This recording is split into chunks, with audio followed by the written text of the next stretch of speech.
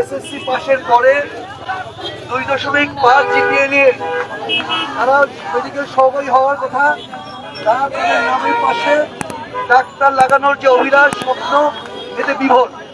আমরা এর তীব্র প্রতিবাদ জানিয়ে বলছি, কারো যদি ডাক্তার হওয়ার স্বপ্ন থাকে,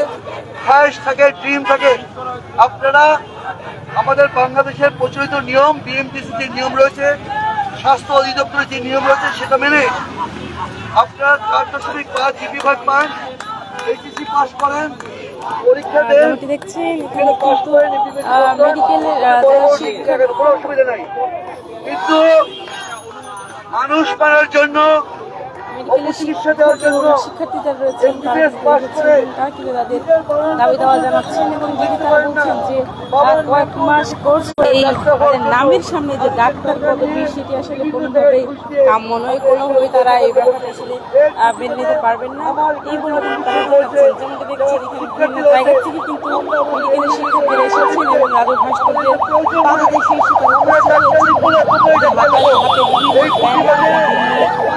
পোস্টার নিয়ে কিন্তু তারা এই মুহূর্তে দাঁড়িয়েছে রাজু ভাস্কর্যে।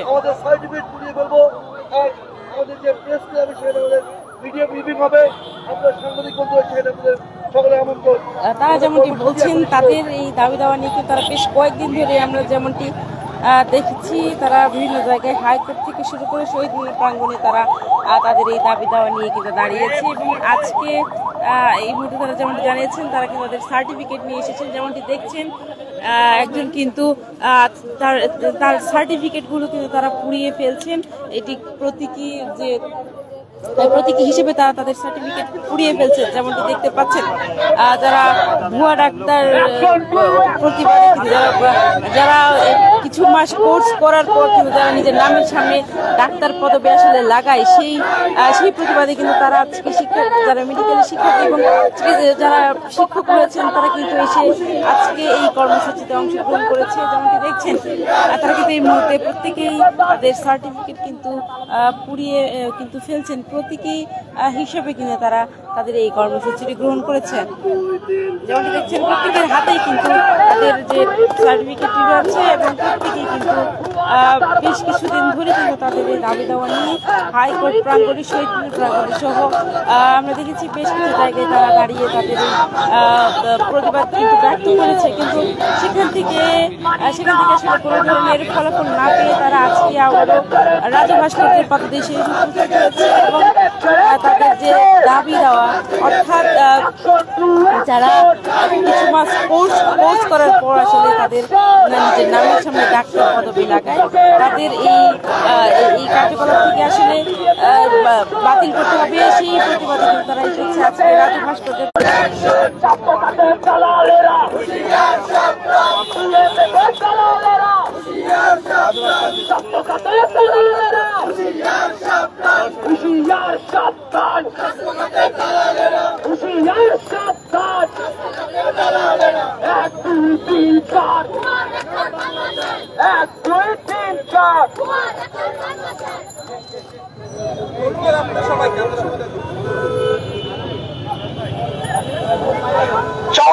সংগ্রামী চিকিৎসক ও শিক্ষার্থী ভাই বোনেরা,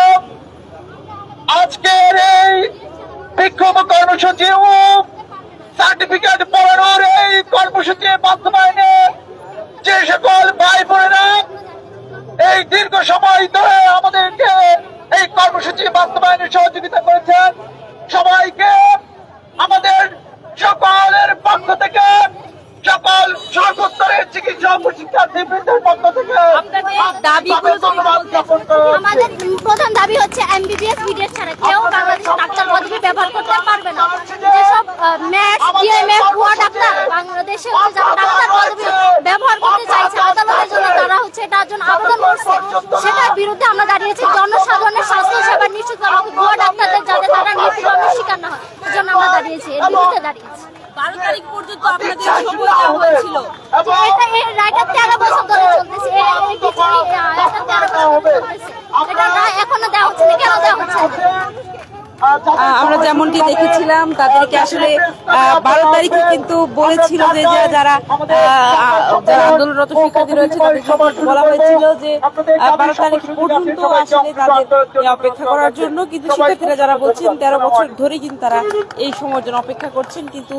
কখনোই সেটি কিন্তু আসলে ফলাফল আসলে তারা পায়নি।